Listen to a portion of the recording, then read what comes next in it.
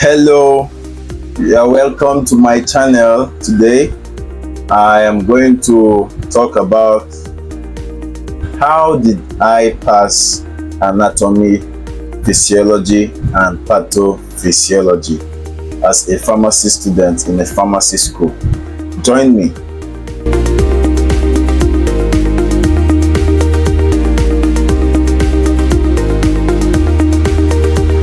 So I said that today we are going to be looking at how did I pass anatomy, physiology and pathophysiology of the human body in pharmacy school.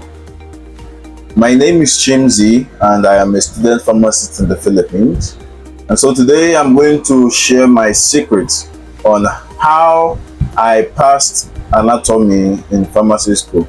By the grace of God, I didn't just pass my course, I didn't just pass anatomy, but I also became the best in anatomy with a very good grade. So number one way how I passed my anatomy was God. I am a Christian and I believe in Jesus Christ my Lord. He says, seek ye first the kingdom of God and his righteousness, and all other things is going to be added unto you. So my number one secret is God. Always is God, because if not for God, I couldn't have made it. I remember after one of our exams, after the marking of our scripts, our professor called me out and asked me what was my secret in being the best, and I said it's God. So at the end of this video, before I continue, at the end of this video, I'm going to show you the video of when I was gifted this book by my professor. This is the Philippines MIMS Drug Reference. So he gifted me this book as my gift for being his best student in anatomy and physiology for that session. So at the end of the video, it's just a short video actually, but that was when I was given the book. Number two way how I passed anatomy was through determination. I was determined. My predecessor that also got the best in anatomy was also my friend and a foreigner. So when our doc gifted him the names, but I think that was 2018 edition in our class, I looked at him and I told myself that I'm going to be the best. I'm going to be the next best student in anatomy. So I was determined. Determination is very, very important. Even in the Bible, you see that Daniel determined in his heart not to eat of the king's rich food and all that. So determination. And then another way was my consistency.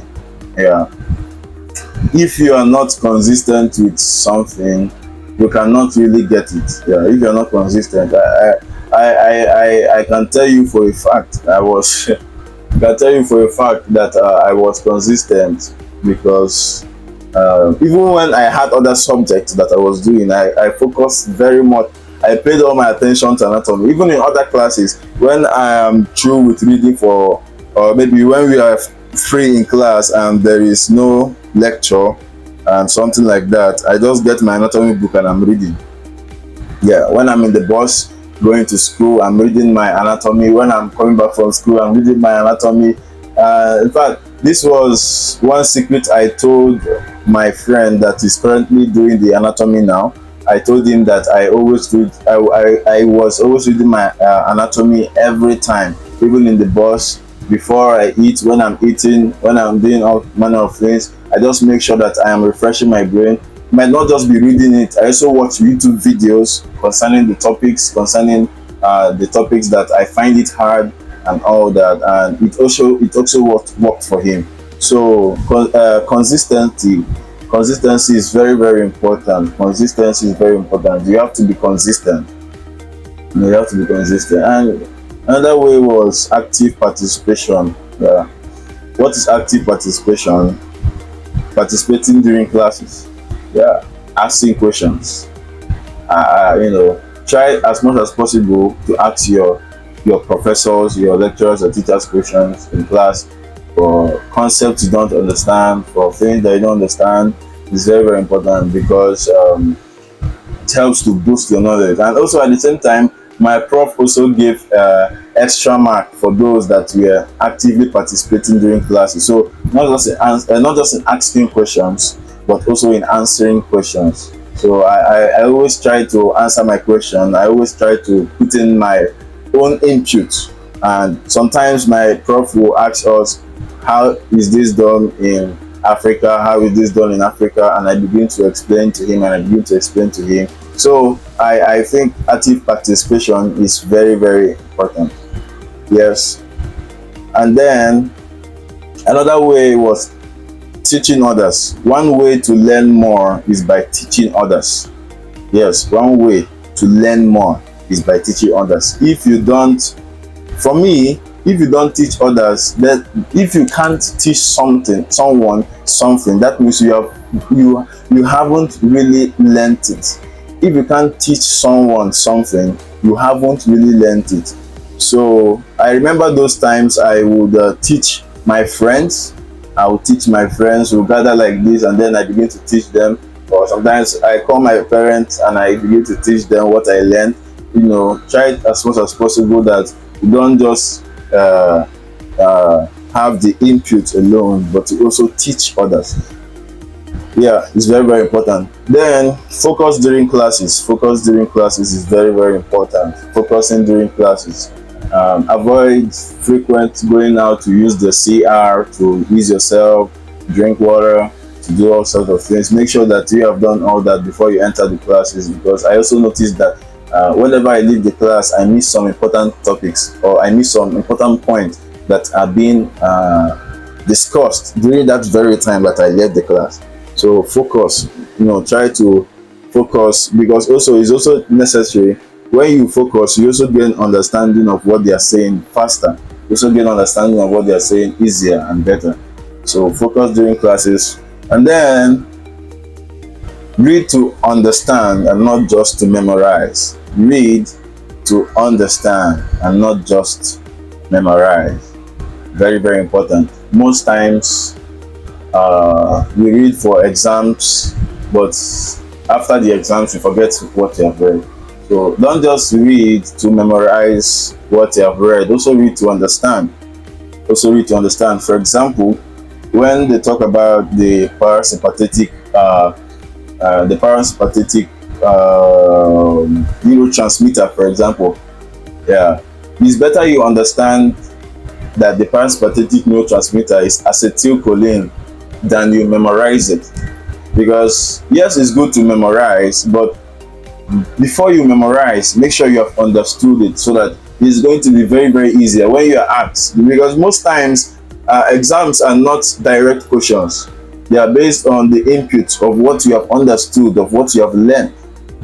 Do you understand? So don't just read to memorize, don't just read to cram, also read to understand. Yeah. Then my final tip or secret on how I pass anatomy is God. Is God. I'll never leave God out of the equation.